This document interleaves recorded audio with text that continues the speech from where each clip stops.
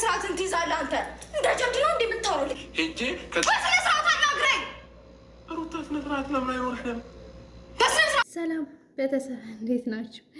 አረ ቢስሚላ አረ ቢስሚላ አረ ቢስሚላ። ጥፊው እኔ ለራሱ እኔ የተመታሁ ነው የመሰለኝ። እኔ ራሴ የተመታሁ ነው የመሰለኝ። ወይኔ አብርሽ ቻለው እንግዲህ ቻለው።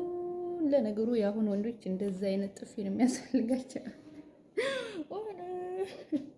እናንተ እንዴት በግራ በቀኝ አቃጠለች እኮ በግራ በቀኝ በሁለቱም ምንም ሳይተርፍ ማለት ነው።